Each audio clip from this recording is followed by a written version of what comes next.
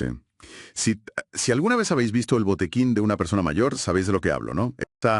Esa montaña de cajas de medicamentos.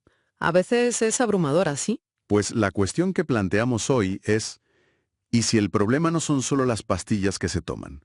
¿Y si el verdadero lío son las que aparecen en un ordenador, en un historial, pero que nadie está usando? Los medicamentos fantasma. Exacto. Hoy vamos a analizar a fondo un problema silencioso pero devastador en el sistema sanitario de Colombia, la polimedicación. Y lo haremos siguiendo la pista de un texto muy directo de Jorge Augusto Miranda Cadavid que se titula Afilar el lapicero. Un título muy sugerente. Desde luego.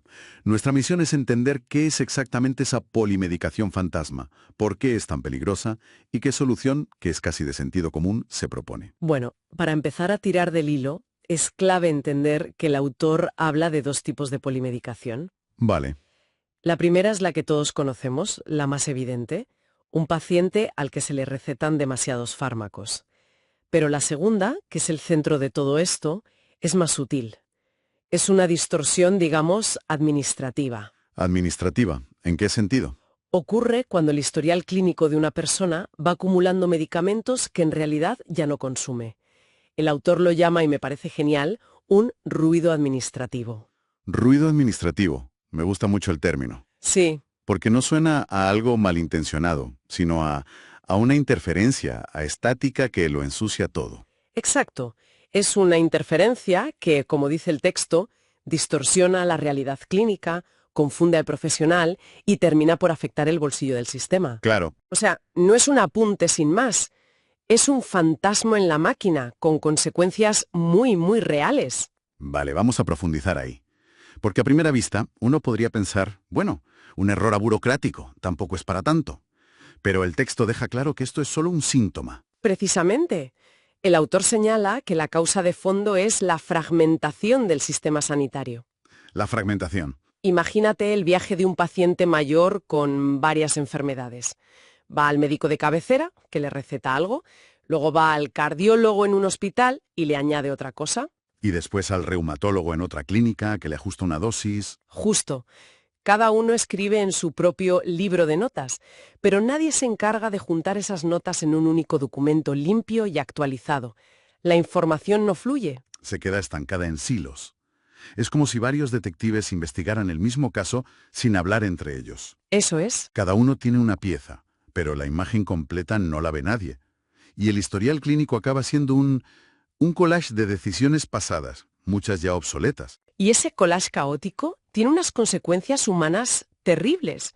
Fíjate, lo bueno del texto es que nos saca del despacho y nos lleva a la calle. Nos pide que nos asomemos a las interminables filas de adultos mayores frente a los gestores farmacéuticos. Uf, es una imagen muy potente. Muchísimo. Casi puedes sentir el cansancio de la espera. Y describe cómo, después de esa larga espera, salen con una bolsa que parece una lista de mercado de 1000 productos. Claro. Medicamentos que ya no usan, dosis antiguas, fármacos redundantes.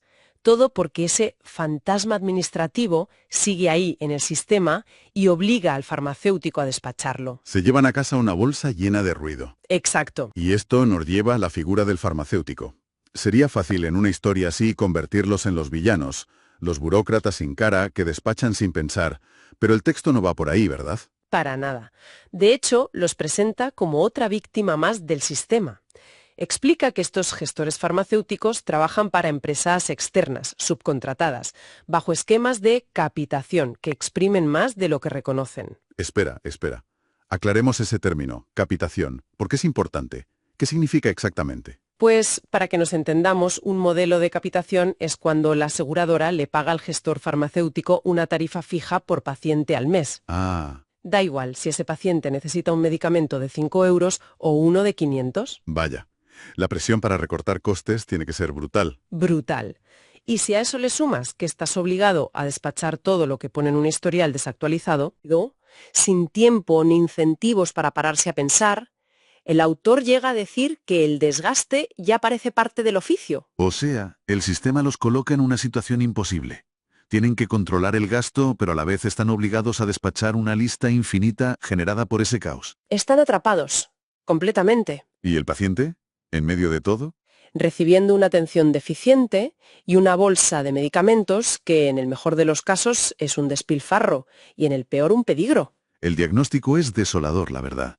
Un sistema roto que genera un ruido administrativo que provoca sufrimiento y que quema a los profesionales. La tentación, supongo, sería pedir más controles, más auditorías. Más burocracia. Sí, pero el autor va en una dirección totalmente opuesta, que además le da el título al texto.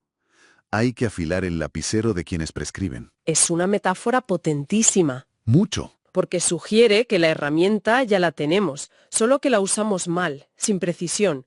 No se trata de comprar un ordenador nuevo, sino de volver a lo básico. El acto de recetar tiene que ser un acto de máxima precisión. Exacto. Es que es brillante, porque un lapicero sin afilar no es que no escriba, es que deja un trazo gordo, impreciso, borroso. Como las recetas en este sistema. Y para explicar por qué el lapicero está tan poco afilado, usa otra analogía que es demoledora. La de la cafetería del colegio. Esa misma. Dice que un médico que prescribe desde su consulta, sin contacto real y corresponsable con quien da el medicamento, es como entregar la mesada del hijo a la cafetería del colegio sin supervisión. Y el resultado es justo ese. Exceso, desorden y compra impulsiva. Claro. Si el dinero no se siente como propio y nadie vigila, ¿por qué no pedir unas patatas extra? Se normaliza el despilfarro. Las consecuencias no son visibles para quien tiene el lapicero en la mano. Ahí está. El médico prescribe, pero el coste lo asume otro. El gestor dispensa, pero el origen del problema está en otro sitio. Nadie se siente dueño del proceso. Y por eso el lapicero no tiene punta. De acuerdo, la metáfora es perfecta. Pero, ¿cómo se afila ese lapicero en la práctica, en un hospital enorme y caótico? ¿Cuál es la propuesta concreta? Pues fíjate, lo bueno es cómo lo aterriza en una solución muy estructural, en 2 pasos muy claros. Primero, los hospitales deben volver a tener su propio servicio farmacéutico interno, recuperar el control. Vale. Y segundo, y esto es lo que lo cambia todo, ese servicio lo puede operar un gestor externo, sí, pero siempre que esté físicamente dentro del hospital y bajo un contrato de riesgo compartido.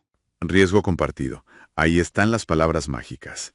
Pero espera un momento, porque suena muy bien, pero ¿no podría ser peligroso? ¿Qué impide que el hospital y el gestor se pongan de acuerdo para simplemente negar medicamentos caros y así ahorrarse dinero los dos? ¿Cómo se equilibra eso con la necesidad del paciente? Es una pregunta excelente y es el nudo de todo el asunto. El modelo funciona así. La aseguradora, la EPS, le paga al hospital una cantidad acordada por el tratamiento completo del paciente, medicamentos incluidos. Y el hospital contrata al gestor para que los suministre. Ahí nace lo que el texto llama la relación de corresponsabilidad real. Ya no es yo pido, tú das. No, ahora es gestionamos este presupuesto juntos. O sea que si se despilfarra en medicamentos, el presupuesto del hospital sufre. Si el gestor es eficiente, ambos ganan. Exacto. Por primera vez, los incentivos están alineados. Se acabó el juego de pasarse la pelota. ¿Y para evitar el riesgo que decía, el de negar tratamientos? Es fundamental que el hospital mantenga la soberanía clínica. El médico sigue decidiendo qué es lo mejor para el paciente, pero ahora lo hace en un entorno donde la eficiencia es una variable real y compartida. El farmacéutico ya no es un tendero, es un aliado clínico. ¿Es un cambio de paradigma total? ¿El objetivo es pasar de despachar cajas? A gestionar salud. Y eso implica que el rol del farmacéutico dentro del hospital cambia por completo. Radicalmente. Ya no es la persona al final de la cadena. Se convierte en una figura clínica activa. Menciona varias de sus nuevas funciones. Por ejemplo, realizar la conciliación medicamentosa. Que es básicamente hacer el trabajo de detective del que hablábamos. Justo. Sentarse con el paciente y su historial y averiguar qué toma de verdad, qué dejó de tomar, cazar y eliminar a esos fantasmas. Ahí se empieza a limpiar el ruido. Pero no solo eso. También puede revisar sinergias y evitar interacciones peligrosas, algo que en un sistema fragmentado no hace nadie. Claro. Y su tarea más importante, depurar listas absurdas de medicamentos. Se convierte, de hecho, en el afilador oficial de lapiceros. Pero la responsabilidad no puede caer solo sobre esta nueva figura. Sería injusto. Totalmente de acuerdo. Y el autor lo subraya. El hospital también tiene que hacer su parte. Debe implementar guías clínicas basadas en la evidencia. promover la adherencia a tratamientos que funcionan y, muy importante, regular la prescripción de fármacos muy caros y poco efectivos. Se trata de crear una cultura de la buena prescripción. Eso es. Entonces, si la solución parece tan lógica, ¿qué pasa si no se hace nada? ¿Qué pasa si el sistema sigue igual? El texto es muy contundente ahí. Describe las medidas actuales como fuegos artificiales. Mucho ruido y pocas nueces. Sí, habla de auditorías repetitivas, supervisiones sin dientes o con la superintendencia interviniendo después de que el lío ya explotó. Son parches. Se actúa cuando el daño ya está hecho. Exacto, cuando el dinero ya se ha malgastado. Y dice que con esas medidas el sistema jamás saldrá del atolladero. Y ese atolladero tiene consecuencias que van mucho más allá de las paredes del hospital. El autor conecta este caos con el colapso de otra área del Estado. Sí, y este es uno de los puntos más graves. Lo vincula con los miles de tutelas que desbordan el sistema judicial. Expliquemos bien qué es una tutela en Colombia. Es un mecanismo legal de urgencia. Uno recurre a él cuando siente que se le está vulnerando un derecho fundamental, como el derecho a la salud. A ver si lo he entendido bien. Cuando el sistema sanitario falla tanto que un paciente no recibe su medicamento, su último recurso es ir a un juez. A un juez para que obligue al sistema a dárselo. Madre mía. Y que no hablemos de unas pocas, sino de miles y miles de tutelas por este motivo, demuestra lo que el autor llama la incapacidad estructural del modelo actual. No son fallos puntuales, es un fallo sistémico. Totalmente. El caos en sanidad genera una bola de nieve que atasca la justicia. El efecto dominó es brutal. Es increíble. Empieza con un registro sin actualizar en un ordenador y acaba con un juez dictando sentencia sobre una receta. Fíjate qué locura. El texto, de hecho, termina con una advertencia final, casi un ultimátum. Sí, es un cierre muy potente. Viene a decir que si no se actúa, si no se afila el lapicero, se seguirá, y cito, entregando mesadas sin control, colmando filas sin sentido, formulando sin responsabilidad compartida y profundizando la polimedicación que tanto daño hace, incluso aquella que solo existe en el papel. Entonces, para recapitular, si destilamos la idea central de todo este análisis, la solución al caos no pasa por añadir más burocracia externa, más controles a posteriori. No. La clave es reorganizar la casa desde dentro, crear una corresponsabilidad real, tangible, económica, entre quien prescribe y quien dispensa. Es pasar de un sistema fragmentado, donde cada uno va a lo suyo, A uno integrado, donde el éxito de uno depende del éxito del otro. totalmente. Es una defensa de la lógica y la colaboración. Pero, ¿sabes? Al leer todo esto y al ver cómo el texto se centra, con razón, en la responsabilidad del sistema y de los profesionales, me surge una reflexión final. Adelante. Esto nos lleva a una pregunta interesante que el texto no aborda directamente, pero que se deriva de él. En un sistema organizado de forma ideal, como el que se propone, donde médico y farmacéutico trabajan codo con codo, donde la información es transparente, Y el objetivo es la salud, no despachar una caja. justo. En ese escenario, ¿cómo cambiaría el papel y la responsabilidad del propio paciente?